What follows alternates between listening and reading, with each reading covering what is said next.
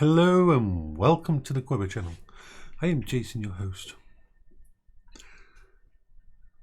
People on income support and universal credit and so on, and all the benefits in the UK. I think people who aren't on those systems think they have it easy. After all, they get money for nothing. No matter what the tabloids say, most people on disability benefits of any kind didn't go on them by choice. Most people on benefits, they know that it's not good. Now, I'm lucky. I live alone. I don't leave the house. I don't have a car. I don't pay rent. And because I'm classed as severely disabled, I get extra money. But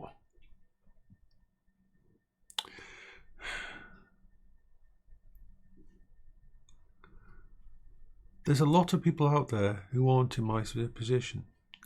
And even my position is precarious. Can end at any point in time.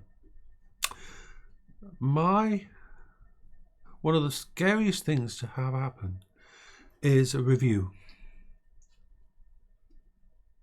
It was always the scariest thing to happen to Paola, and she had me to fight for her.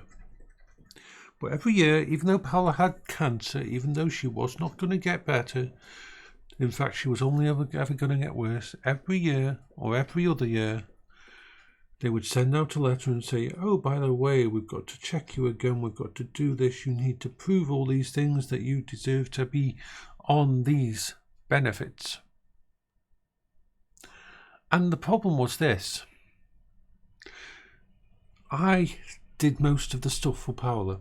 I looked after her. I did the work of 2 or 3 nurses, and nurses themselves have said that. And I didn't have a break.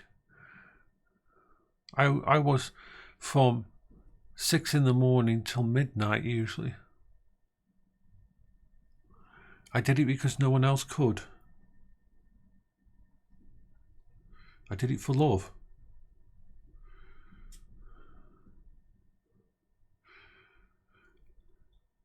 But every couple of years they would contact us and we'd have to redo stuff, and we'd be stressed out wondering whether they'd take the money off us. Imagine spending 18 years in a house and not being able to leave. Imagine the only time you leave the house is in a wheelchair.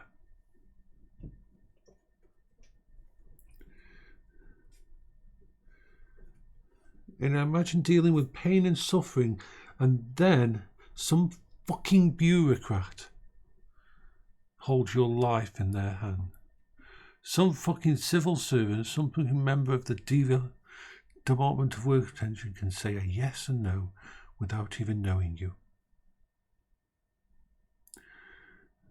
And this stress was one of the major stresses that we had, apart from all the cancer and that, because they treat you like a criminal. They treat you like you're lying. They treat you, the burden of proof is on you to prove that you're not. And it's horrible.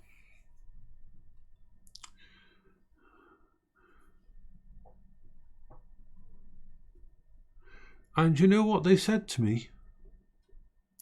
They said, we can't take what you say because you're her husband and therefore you're biased. So because I did the work, because we didn't have a nurse coming to us, because I did the fucking work and saved them money by being the person who did all the stuff for my wife, I was classed as a liar and a cheat and that my words that I put on the paper were worth nothing. Oh. And what some of you don't know is, last year, my disability benefit came under review. And it's still under review. No decision has been made yet. In fact, they've sent me a letter saying that they'll be reviewing me in 2015 now.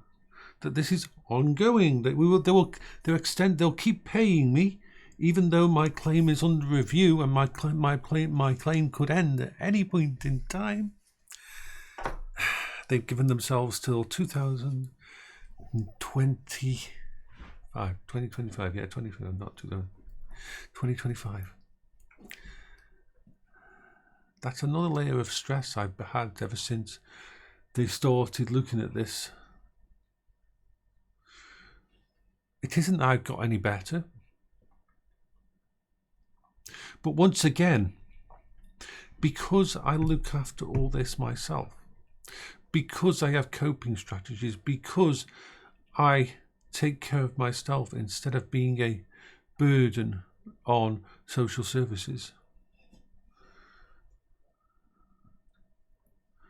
I will be penalised for it, because my word, my looking after myself will not be classed as being...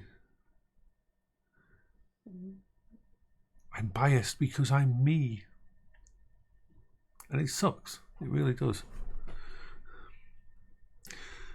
And the benefit rates are not good. Like I said, I am very lucky. I say that because I was put on the highest rate and also classed as severely disabled, which gives you a bonus on top because you need more help. And remember, that money is supposed to use to do with anything to do with my disability, which means, yes, computers and stuff like that are within that because it's all part of my coping strategy. But yeah.